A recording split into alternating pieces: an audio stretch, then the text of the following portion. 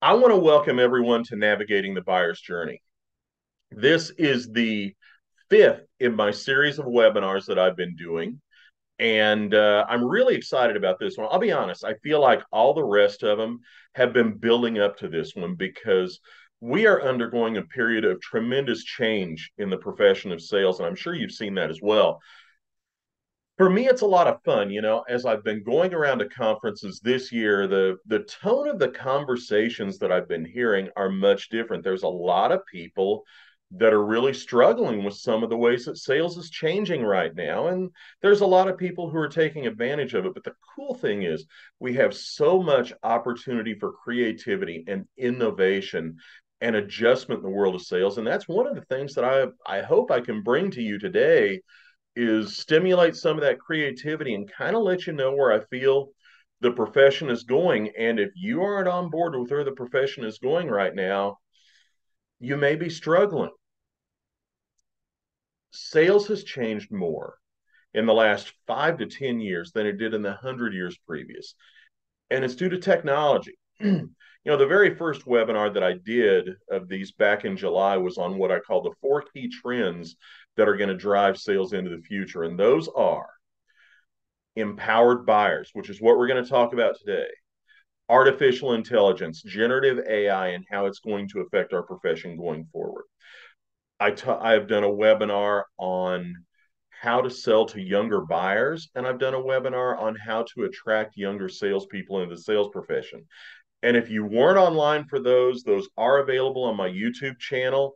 You'll be getting an email later on today linking you to a recording of this. But if you look on my YouTube channel, you'll find all those other webinars there. It's valuable content. I'm going to keep doing this monthly webinar series as we go. First of all, some of you don't know me. And so I'm going to give you a little overview on who the hell I am. And I just realized I'm actually wearing the very same jacket that's in that picture on the screen. That wasn't intentional, but I guess I just like this jacket. But my name is Troy Harrison. They call me the Sales Navigator. They call me the Sales Navigator because I help my clients all over the world navigate the elements of sales on their journey to sales success. What does that mean? Well, it means that I speak at conventions, I do sales and sales management training, I do long term coaching programs of sales managers and business owners. I help companies hire salespeople, and I do under the hood assessments of sales programs. So basically, for the last 19 years, anything that a company needs to build a stronger, more powerful sales team, I've been able to help them with. And the cool thing is, in those 19 years, I have trained salespeople from 23 different countries who live on three different continents. I work in B2B industries all over the world. And it's my privilege. I love sales. I am a sales guy. I am not a generalist. I don't pretend to be a generalist. I don't want to be a generalist. I'm not somebody who's doing sales today and who's going to be talking about, I don't know, operations or finance next week. I am a sales guy. And those of you who have met me live and in person, some of you are on here, you know how passionate I am about it. And one of the things that I'm really passionate about right now is how this wonderful profession of ours is changing and how we can and must adapt to navigate our way into the future. That's why this is subtitled Selling into the Future. The things we're going to talk about today are the things that are going to enable salespeople to be successful, not for the last 15 years, but for the next 15 years, for the next 20 years. We are in a very technology driven sales environment. Doesn't mean that all the old things that we used to don't work anymore, but it does mean we have to modify them and adjust them. That's what we're going to talk about this morning. So, first, I want to define selling. My definition of selling is this: selling is the act of helping customers make positive buying decisions. I used to have a much longer definition of sales than that, and I realized that a lot of it was just redundant because this is really what sales is all about. Our job is to help our customers make positive buying decisions that benefit them and benefit us. And one of the biggest changes in sales is the way that we have to go about it. Look, a lot of the things that we used to do, sales is a hard job. I think all of you would agree with that. And That is because we must find people to sell to. We must understand their needs. We must present and persuade.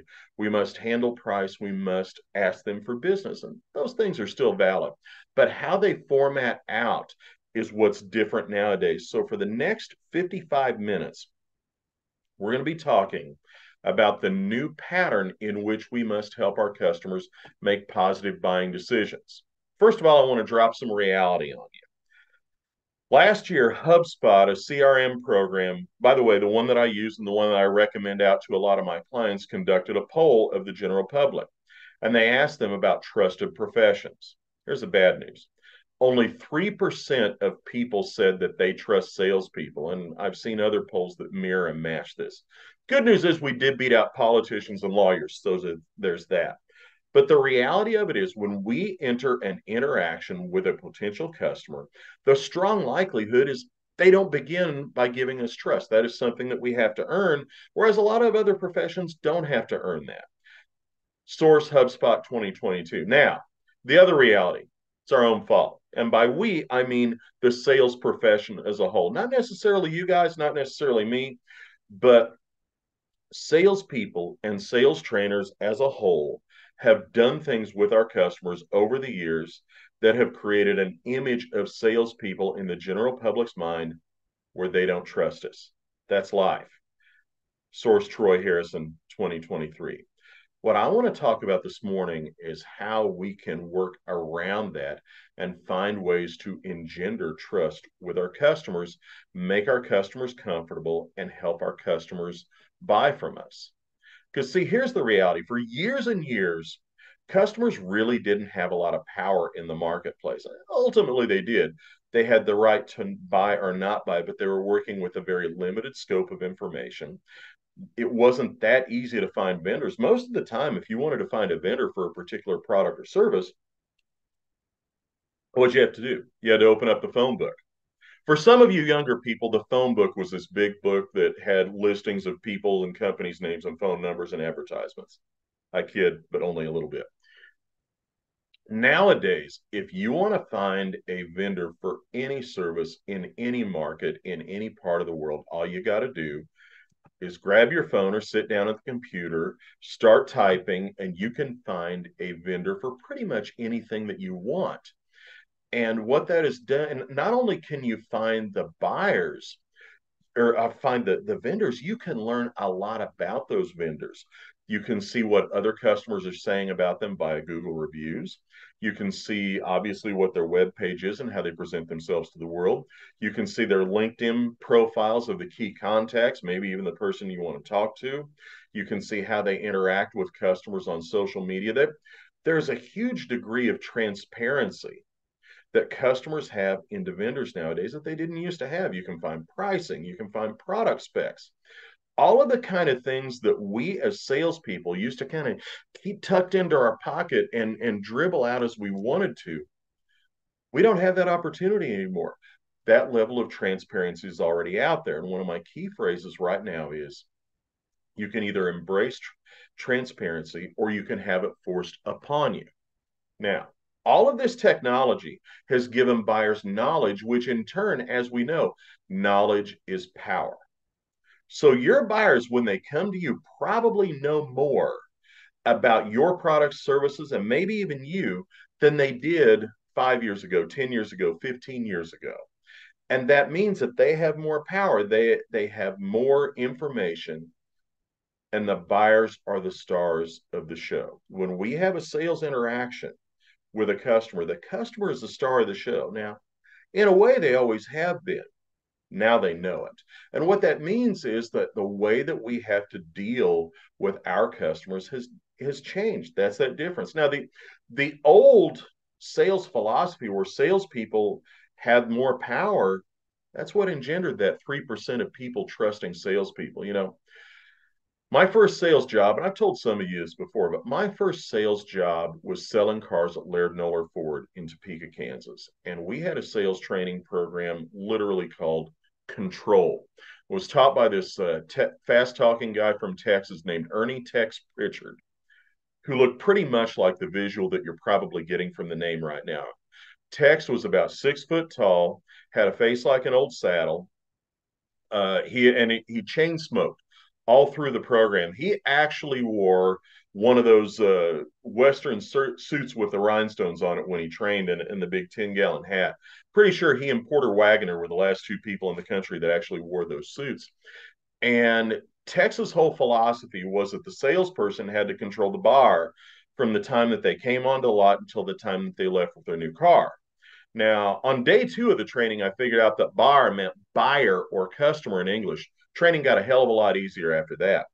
But the idea was so customer hostile, it really made it hard to create a positive environment for customers. And actually, when I started selling cars after I got back, I realized that the less I did of what Tex said, and the more I did of the opposite of what he said, the better I did. So customers have always wanted to be comfortable. And the more comfortable you could make a customer, the more willingly they would buy. So in our reality, we need to chart a new course. And here is that new course. First of all, your buyer has more ability to exit your process at any time and go find another vendor. Number two, I've been saying this for the last 5 years. We have to earn our time with the buyer, and we earn that time by helping the buyer achieve positive results, not just from selling them stuff. We have to help them achieve positive results through the sales interaction itself. We have to give the buyer a reason to want to see us. And then when we're in front of them, we have to make their condition better by the time we leave, whether or not we leave with an invoice or a purchase order or anything like that. Very different burden on salespeople. A lot of salespeople now that are still running around doing the old fashioned milk route where you walk in and you say, hey, can I have this week's order? And they're finding that they're not as successful nowadays. Sales is changing. Our lives are changing. We have to change with it. Because remember, nowadays, it's just as easy to find somebody else who sells what you do as it is to find you. And they can learn more about us in 5 minutes than we could tell them in an hour. Again, because of technology, because of the tools that are available to us and the tools that are available to them. So, as we adapt to this new selling environment, we've got to understand one big thing. Your sales process sucks. And that's not because it is any of the particulars about your sales process. It sucks because it is a sales process. And what happens to us is when we have sales processes, what we want to do as soon as we encounter that customer, we want to kind of grab them, just stuff them into that process and get them to do what we want them to do. Sales processes are all about what we want. When we have a sales process, what we're saying is, Mr. Customer, we are the star of the show. You are the supporting cast, and you need to take the appropriate seat for a supporting cast. Customers aren't the supporting cast, guys. Customers are the stars of the show. And so anytime you have a sales process and you try to jam your customers into it, what you're really sucking is you are sucking out all the buying desire from your customers. What your customer cares about is themselves. I have a good friend named Darren LaCroix. Darren is the 2001 world champion of public speaking. He's one of my speaking mentors. And Darren has what he calls the so what test. Anytime a speaker, and I'm going to substitute salesperson for speaker, anytime we say something to our recipient, to our audience, imagine your recipient, your audience, your customer sitting there saying, so what? Who cares? What's in it for me? It's all about me. Darren does that a little bit better than I do, but he's had more practice. Anytime we are interacting with our customers, we need to be imagining our customer thinking those very words. So what? Who cares? What's in it for me? It's all about me. And we need to remember it is all about the buyer. That doesn't mean that we don't have influence. That doesn't mean that we can't persuade. What it means is we don't have control. So, what we do need to do is seek influence, seek to persuade, make the buyer customer, and help them through their buyer's journey. Now, I've been talking about the buyer's journey for quite a while now. I've written about it. I've had videos about it. Maybe you don't know what it is. That's okay. We're going to talk about it right now. The first step in the buyer's journey, and when I say the buyer's journey, I mean the process or the journey that your buyer goes through to buy something. And it doesn't matter what they're buying. People buy things in a defined 5-step process, no matter how big or small it is. Every buyer's journey encompasses these steps. First of all, motivation. Your prospect, the buyer, feels a dissatisfaction between his current state and his desired state. What they're saying is something's out of kilter. I don't feel 100% right. I don't have homeostasis. How do there's a place that I want to be. There's this desired future state, this ideal place that I want to get to. I'm looking up and I can see it, but I'm not there right now. And by the way, I might be able to buy something to help me get from point A to point B. Second step is investigation. Your customer investigates and defines the cause of the dissatisfaction, and then they prioritize their needs and wants. Okay, what do I really need? What do I want? And what is the hierarchy of this? How does it fit into my overall picture? The next step, and by the way, you will notice this is in a funnel shape because every buyer, every step, people drop out for whatever reason. They decide it's not appropriate to buy something. Sometimes buyers aren't motivated. Sometimes buyers move to investigation and they decide that their needs and wants aren't important enough to continue on and figure out buying something. It is a funnel. We talk about sales funnels. The buying process is a funnel. The next step is solution. Now that we have defined what our needs or wants, now that we understand what the cause of our dissatisfaction is, now we want to figure out what's available to solve that. What are the goods and services, and let's measure them against those needs and wants. I know that I believe anyway, that the source of my dissatisfaction is this. Here's what's available. Is this going to fix my problem? Is this going to ease my pain? If it is, and again, we're presuming that they keep moving, that they don't exit. Buyers exit at every point. The next step is evaluation. Price and terms are defined and presented. How much does it cost? Does it present good value? Can I afford it? Does it make sense for me to do? And then the final step is the decision phase. The customer decides to buy or not buy. And I'm going to take this step and I'm going to break it down to a very simple process. Let's say that we're hungry. It's almost lunchtime. It's going to be lunchtime for me after this webinar. So what's the motivation step? Well, the motivation step is I feel hungry.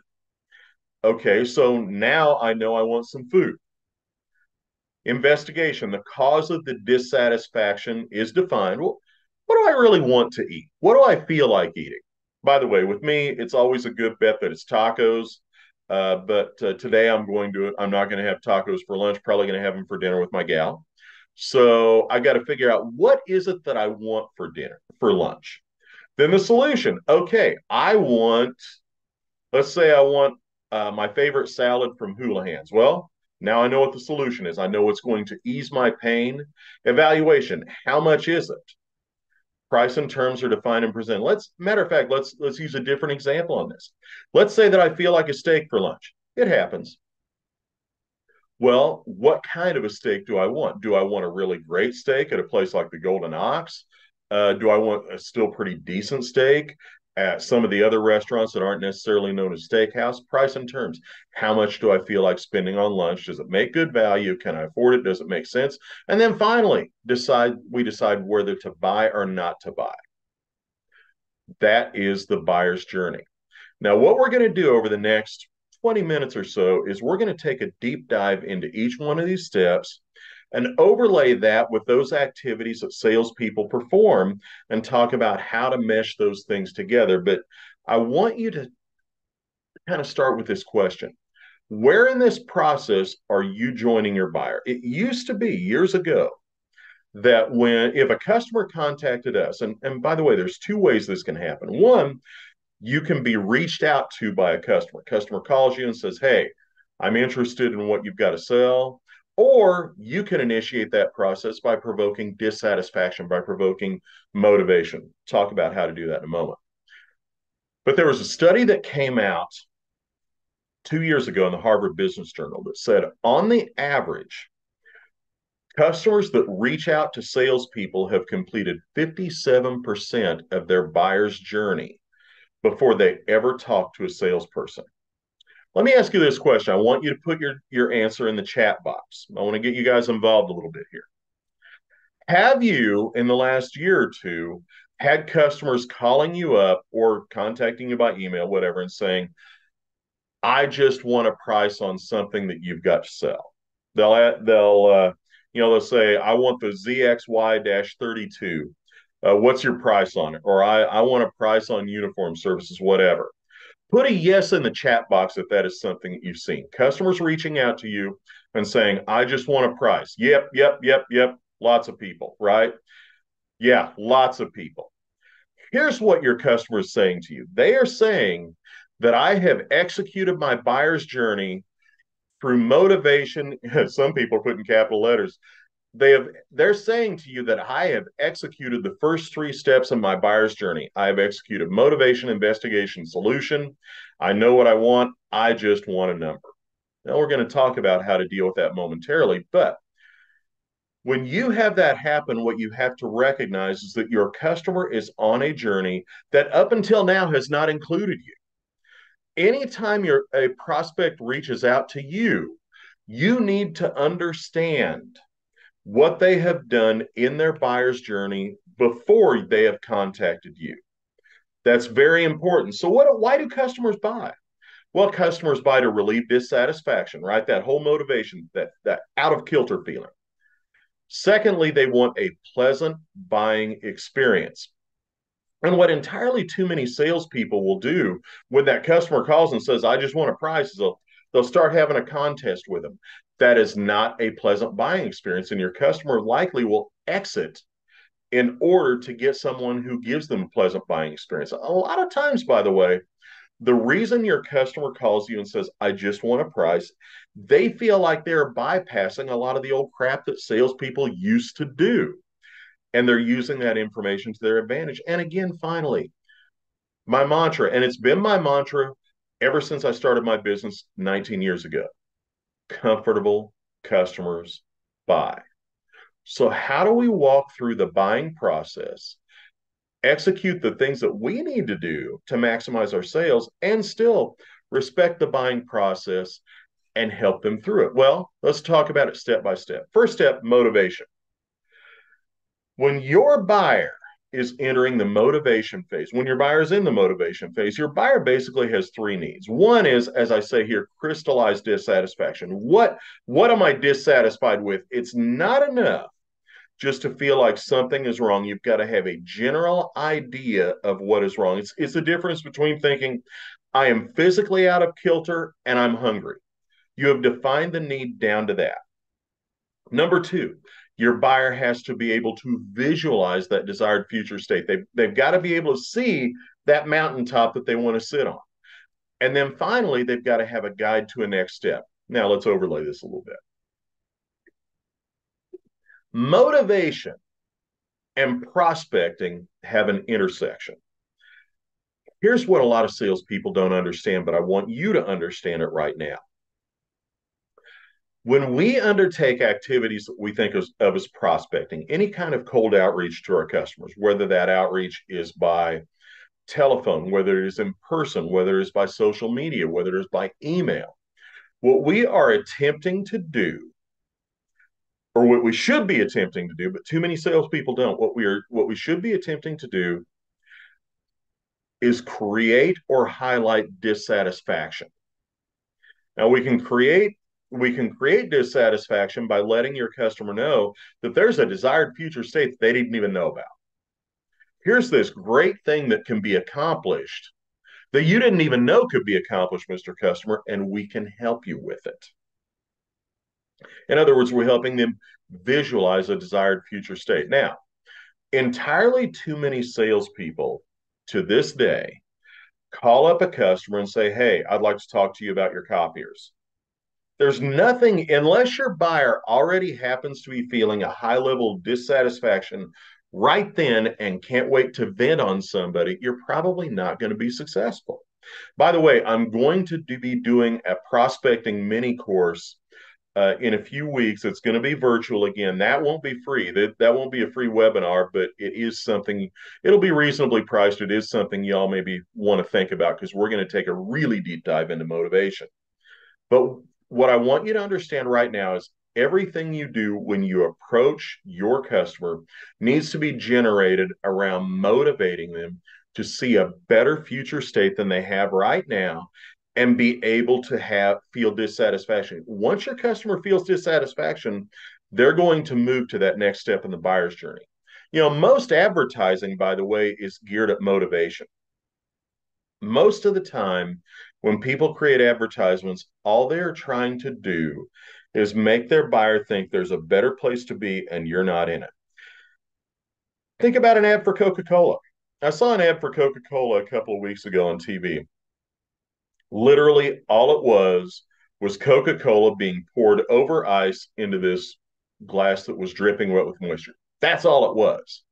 No verbiage, nothing until at the very end it says, enjoy a cold Coca-Cola. Very old school, but boy, did it work because the idea was to make people sit there and think, I'm thirsty. I'd really like to have a Coca-Cola. And I bet it was pretty effective. It wasn't trying to execute the whole buying process with it. All it was trying to do was make them feel dissatisfaction. Think about that when you're creating your talk tracks for prospecting. Whether you call it a talk track, an infomercial, an elevator speech, doesn't matter. Think about that when you're trying to get people involved and launch them into a buyer's journey. From there, the buyer's journey goes to investigation. And right now, we're talking about this, by the way, from the perspective of us helping our customer execute that. I want you to keep that in mind because when we get down to the later stages, we're going to talk about understanding where your customer joins you.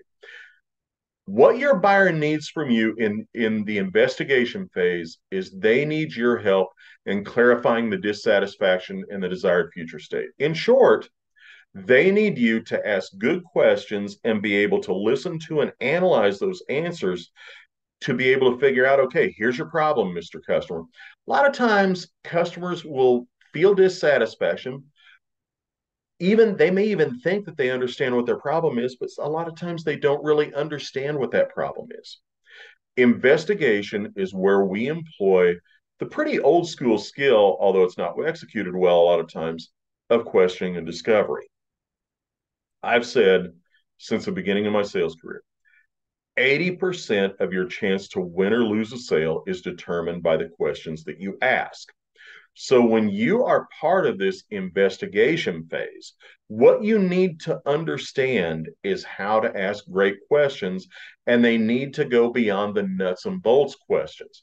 You need to understand what your customer's definition of success is. This, by the way, is the most important question you can ask in sales. It's also the most neglected question.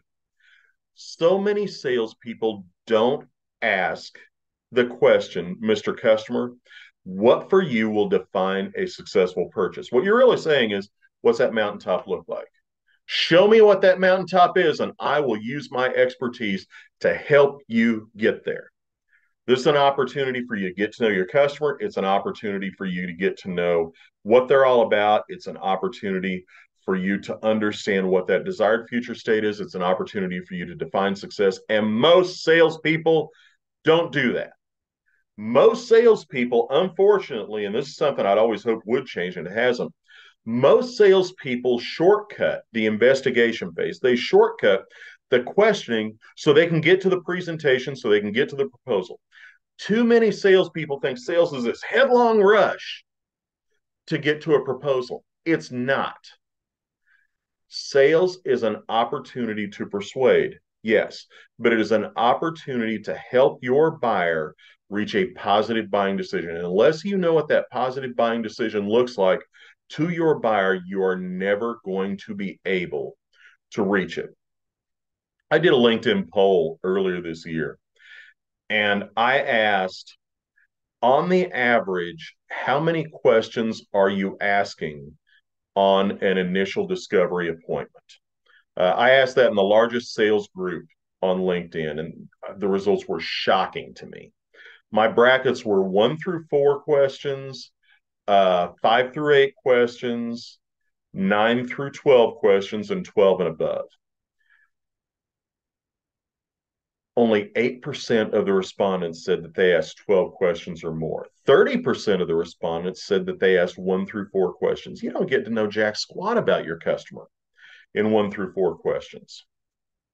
40% said that they asked 5 through 8 questions. That means that the vast majority of salespeople are asking less than 8 questions. Unless you have a very simple buying process, unless you have a very simple product or service, I should say, that's not enough questions. You are not getting to know your customer enough.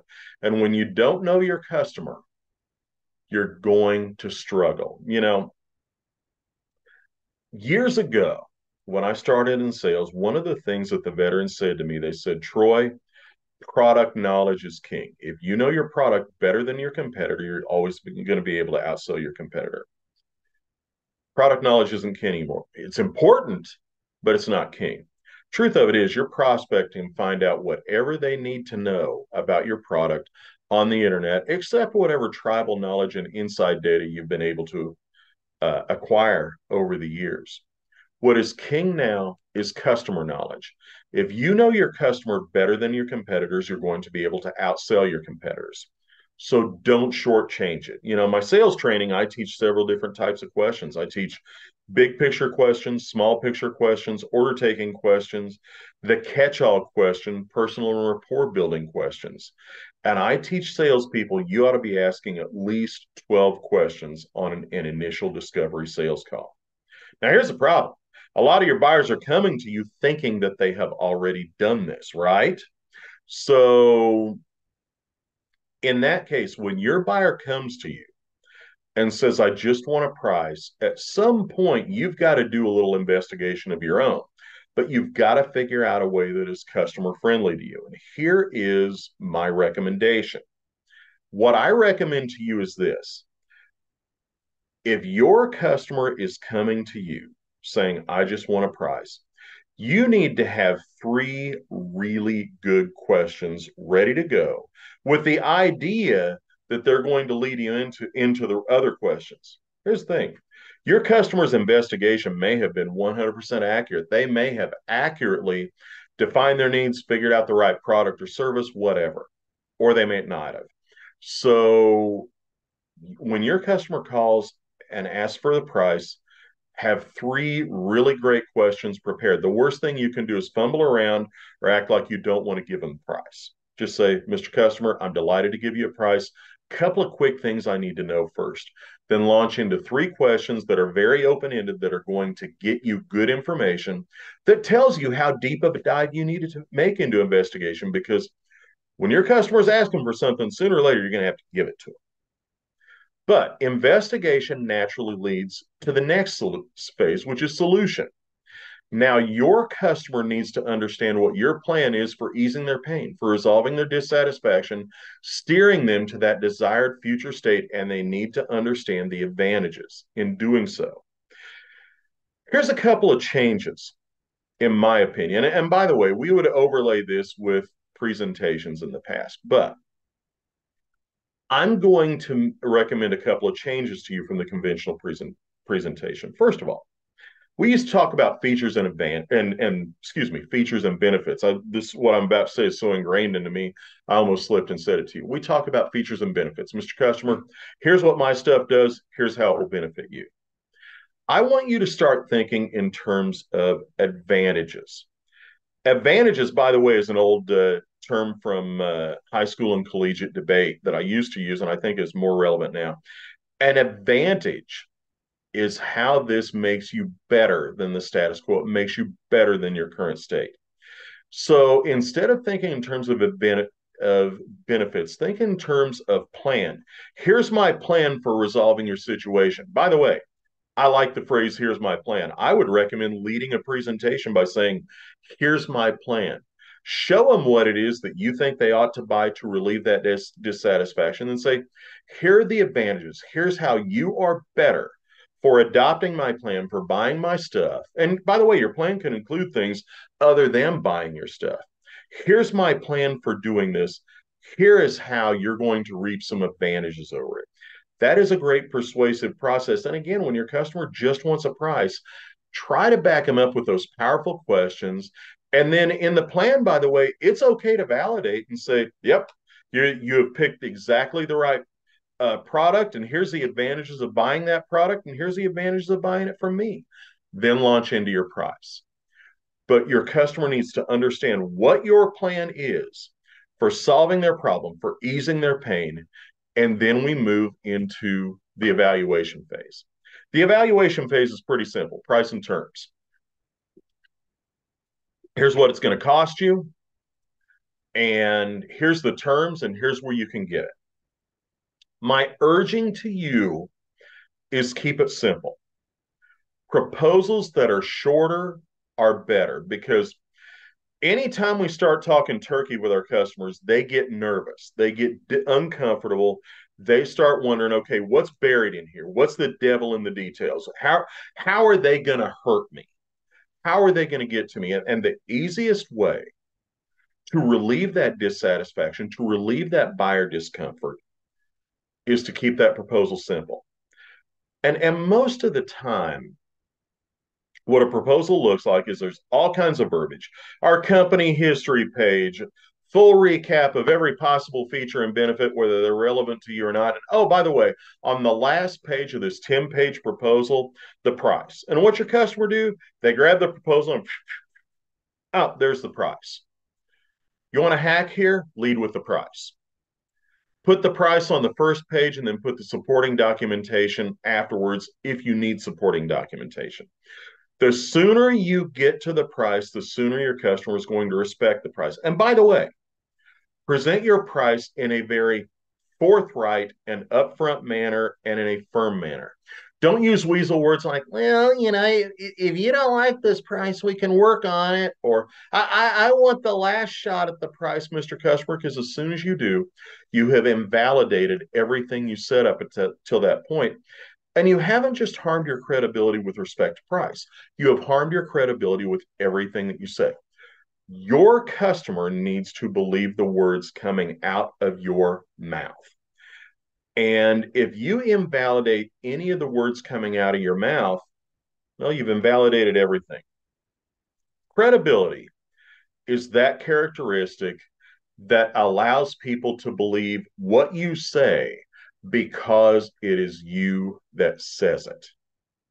So don't invalidate your credibility at this point by saying stupid things that salespeople say and invalidating your price.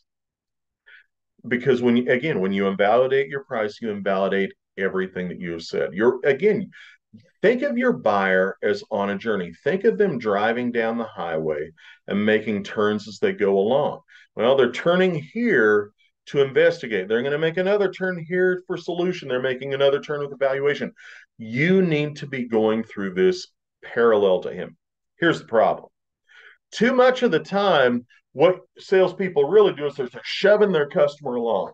They're going, come on, come on, come on. I've shown you, and come on, let's get to a proposal. Or I've asked you 4 questions. Come on, let's get to a presentation. You need to be walking side by side with your customer through this process. If you are not walking side by side with your customer through this process, you create buyer discomfort. And your customer is going to tell you, they're going to give you signals when it is time to move from step to step to step. They're going to give you buying signs. You can have mental checklists. These are things obviously I cover in a deeper training, but customers won't leave it a mystery when it's time to move from step to step to step. They're going to help you get through this buyer's journey. You're going to help them through that. And this doesn't mean that you have to do everything that they say. It doesn't mean that you have to quote the rock bottom price. As a matter of fact, following the buyer's journey maximizes your price because your buyer is happier and more comfortable for dealing with you by the time you get to this point. Happier buyers pay more money for what you've got to sell. And that leads us to the final step in the buyer's journey, and that is the decision phase. That's where the buyer decides, I'm going to buy or I'm not to buy. It's pretty simple. This is closing the sale. You have 2 jobs. Number 1 is ask him to buy. And it can be very simple. Well, Mr. Customer, are you ready to buy? And I do a lot of programs where people will come to me and say, Troy, can you teach my salespeople how to close? I say, sure, that takes 10 minutes. And it's true. I do a 2-day sales training program, and within the 2-day sales training program, I devote 10 minutes to closing because it is a natural conclusion to the buyer's journey. If you have gone through this entire journey with your customer and you have accurately defined their dissatisfaction, accurately shown them a method for relieving their dissatisfaction, told them what they must invest to relieve this dissatisfaction, guess what? They're asking to be expected to buy. You kind of disappoint them if you don't. So, simpler is, again, this is a moment where simpler is better. Ask the buyer to buy. It can be very simple. You can say, so, you ready to buy? Or it can be, my favorite close is the assumptive close. The assumptive close is based on the idea that you have done such a great job to this point in the sale that your buyer's already mentally bought off. All you've got to do is confirm. So when would you like to start that program? When would you like to take delivery? Uh, that's my favorite close. It's been my favorite close for, God, almost 30 years. And it is one that I recommend out to you. Now, when your buyer buys, the second duty that you have in the decision phase is reassure that buyer that they have made a good decision. Buyer's remorse starts at the very moment where the buyer says yes. So reassure the buyer that they have made a good decision. In a minute, by the way, I'm going to be asking for questions. So if you have questions, go ahead and put them in the chat box now. That way there won't be much of a lag when we get there. We're probably just a few quick minutes away from questions. Let me define success for you in sales. Success is not getting a signature. Success is not getting an order. You absolutely, it is still very possible to get an order and lose the customer. If you push the buyer or slam the buyer into a purchase that they don't need, that won't solve their problems, yeah, you got an order. Congratulations. You get commission on one piece of business. But if you haven't helped them produce success for you and for them, they'll never buy from you again. When you have successfully navigated the buyer from this buyer's journey out of dissatisfaction and to the desired future state, you have produced success. And I want to back up a little bit now, but this is the appropriate time to talk about it. When we talk about buyers that execute a big part of their buying process without ever involving you, that buyer who has completed 57% of their buyer's journey, that's one approach.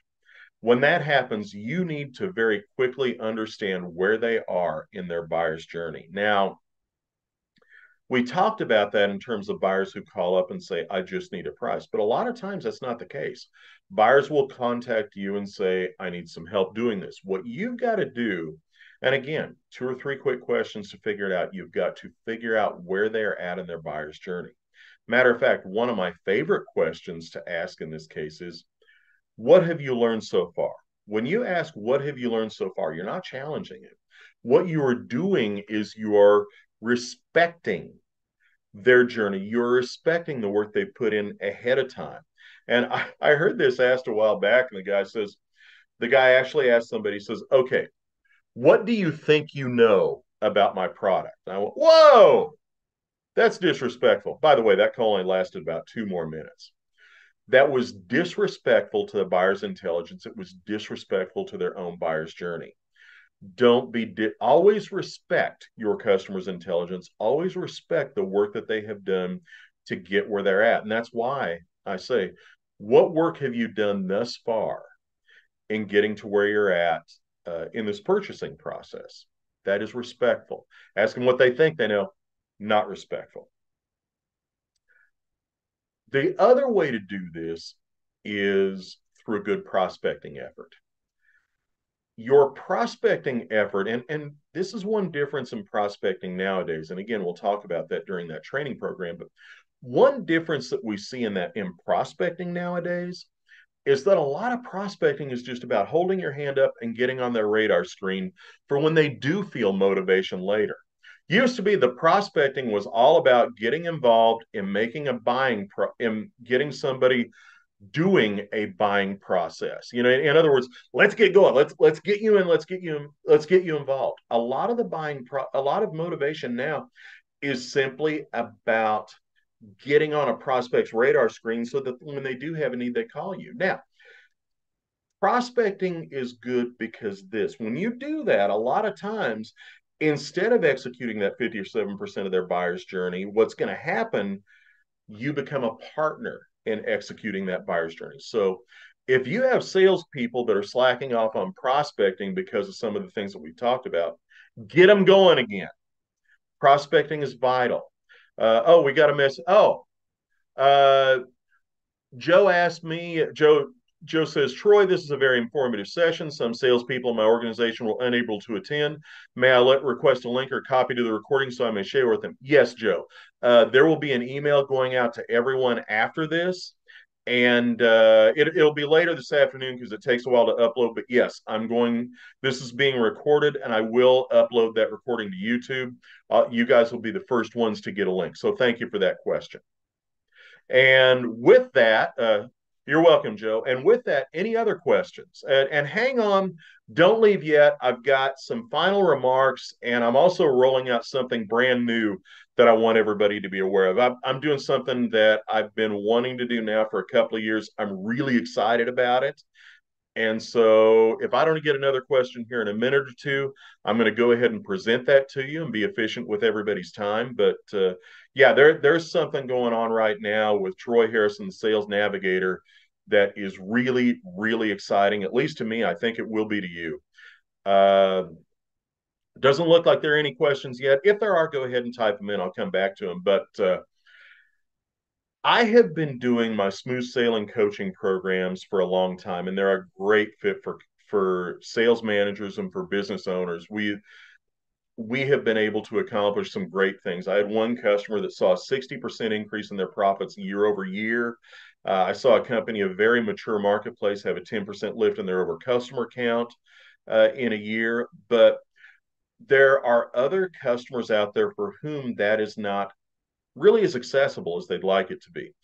And I've sat down, I thought about it, and I put a lot of things together. And I also used to do a program here in Kansas City locally, an in-person coaching program called the Chief Sales Officers Roundtable. And I quit because honestly, it was difficult to manage an in-person coaching program. But here's what I'm doing, and I want you to think about this and hopefully get some of you involved.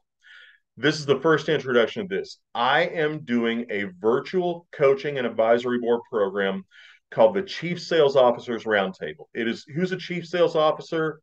It is a business owner, it is a president, it is a CEO, it is a sales manager, it is a VP of sales, anybody who has the sales function rolling up to them. It is a monthly half-a-day peer group coaching meeting, and it is a group. And by the way, space is limited because I want to make sure that in these half-day meetings, everybody gets an opportunity to present and process their own issues. So this is a limited space program. That's not just a BS line. This is limited space. We're going to cut it off at a certain point. But it has a monthly, and I'll tell you, the point is 12, by the way.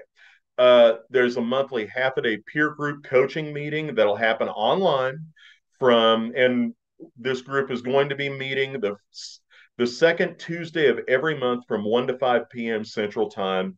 And no matter where I'm at, I may be on the West Coast, I may be on the East Coast, but that's what it's going to happen.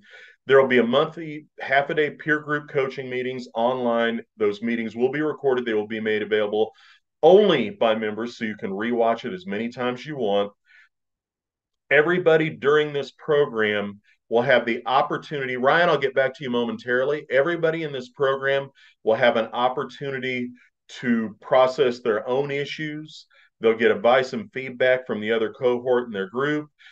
Every month, there will be a member spotlight session that'll be longer, about 30 minutes, for whoever has a really intense issue that they need to process, get peer review. And by the way, not just peer review, you'll have my coaching and feedback as well.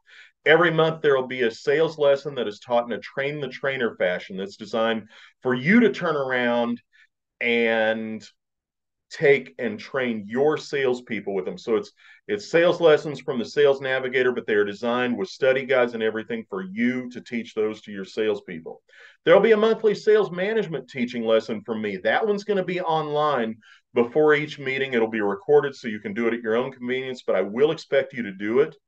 You'll have a one-on-one 1 hour coaching meeting with me and me alone, and we'll have our own accountability program that goes along with that to keep resolving your issues, moving you in the right way. I'm going to set up, I have set up a roundtable only LinkedIn group so that everybody in the group can continue and discuss and process issues outside of the meetings. You'll get a sales management handbook, and this is the only way you can get it.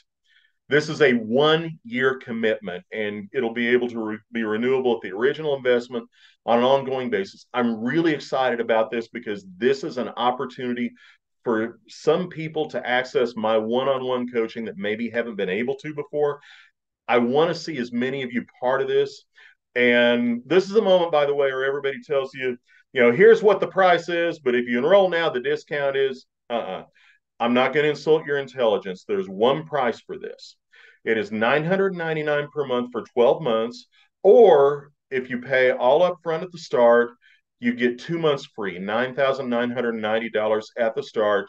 And if you are interested in joining this, please, if you would like, a matter of fact, if you would just like to have a 30-minute conversation with me about this or any other sales management issues, put a yes in the chat box right now. And I will get back to you after this. But I want to see some of you joining this. I know that I've got some pretty forward thinking people, and I want to see some of you joining this. Now, Ryan has a question. How do you capitalize on a prospect who is feeling dissatisfaction with their product without overpromising perfect performance from your own? What would your response to them be?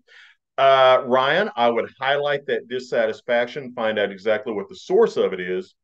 And honestly, I would just do a basic like, dislike, improve matrix.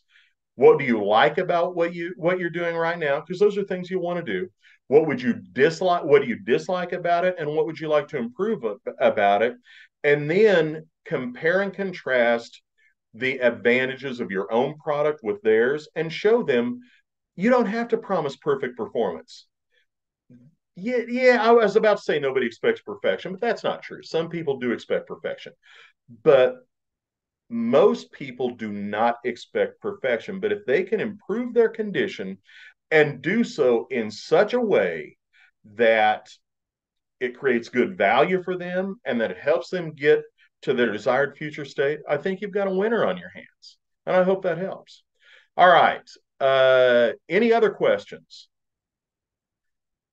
And again, if you'd like to have a conversation with me about the roundtable, put a yes in the chat box.